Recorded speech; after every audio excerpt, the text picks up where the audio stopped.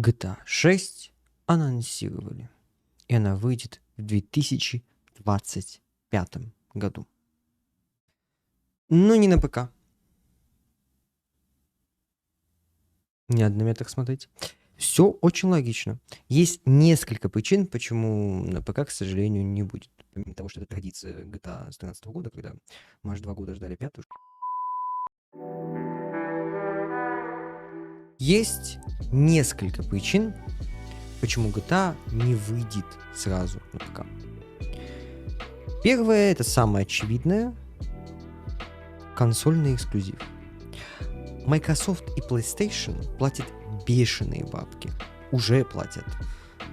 Rockstar и, соответственно, Take-Two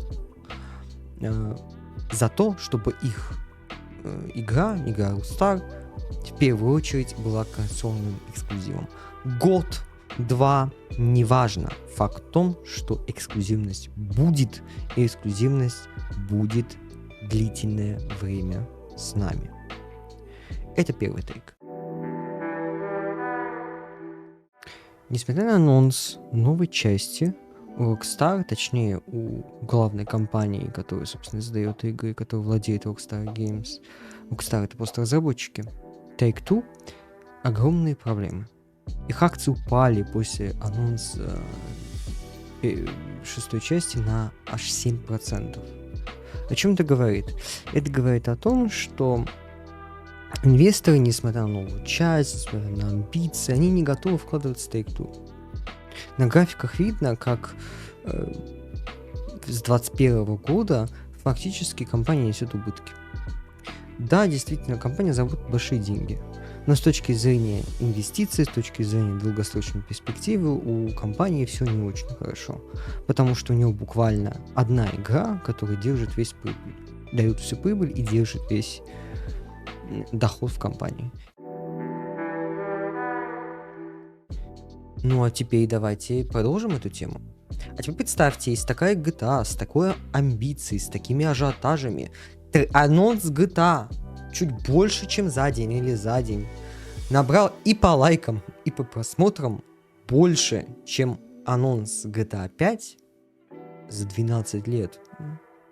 То есть, представляете себе, да, это первый трейлер. Да, много людей посмотрели, кто не будет ее покупать. Возможно, там 1/3 аудитории, которая это посмотрела, это люди, которые не будут покупать игру, либо пойдут поиграют у кого-то, то есть они сами не будут ее приобретать.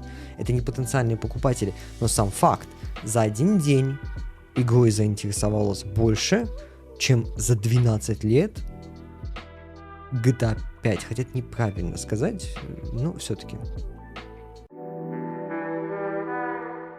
Помимо того, что даже если мы представим, что Take-Two все-таки не будет такой жадной компанией, а у них огромные убытки, они теряют большие деньги, и представим, что они все-таки пошли навстречу игрокам, и Rockstar выпустит на ПК вместе с консолями все как бы.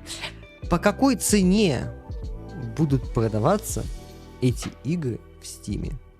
Есть кто в танге?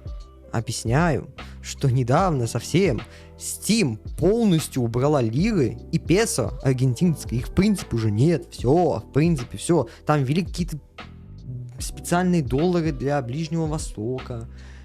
И еще доллары для Южной Америки. Короче, цены сейчас в турецком Steam и аргентинском Steam стоят столько же, сколько в США.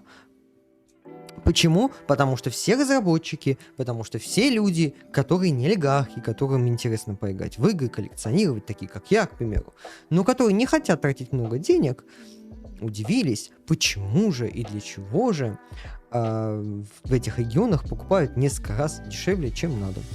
Идеальным примером последнего стала МК-1, которая в Steam на старте продаж стоила в 4 раза дешевле, если я не ошибаюсь. Короче, я сам пропустил эту тему и купил ее в итоге практически за $60, это Deluxe Edition. Но суть в том, что это все равно было дешевле. Это все равно было дешевле, чем full прайс, допустим, в СНГшном регионе, который называется СИС. Или как-то вот так он называется, и там цена совсем другая. Она дороже, чем Мой Deluxe вышел чуть-чуть дешевле, чем стандартное издание Сизи в СНГшном регионе. Как-то так. И в заключение скажу. Мне кажется, что игра не будет той, которой она была лично для меня и для многих тех, кто ждет шестую GTA, той самой второй GTA 5.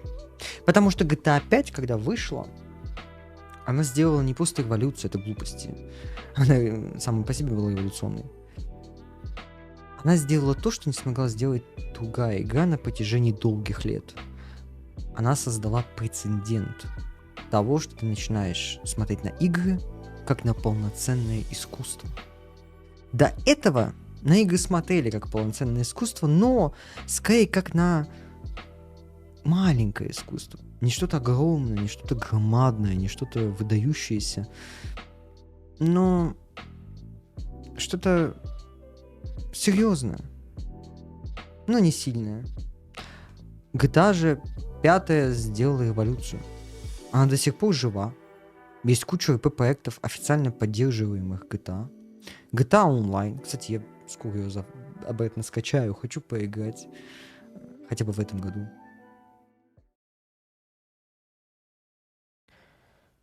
Проблема в том, что я хотел выпустить этот ролик «Почему ты шумишь, компьютер?»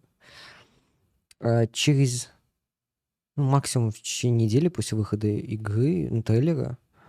А получилось, что сейчас уже 21 и я все еще монтирую. Было много проблем, одна из которых лень, но были и другие серьезные, из-за которых я не мог. Надеюсь, это не помешает ролику, хотя, конечно же, большая часть хайпа уже ушла. Если что, есть еще пару идей для роликов. Тут где-то я вставлю телеграммы, твичи. Вот, короче, там, где я сижу. Вот. Здесь тоже сижу на ютубе, поэтому можете и тут писать. Подписывайтесь на канал, лайки, короче, вот это все. Буду рад стараться делать еще что-то большее. И постараюсь делать это вовремя.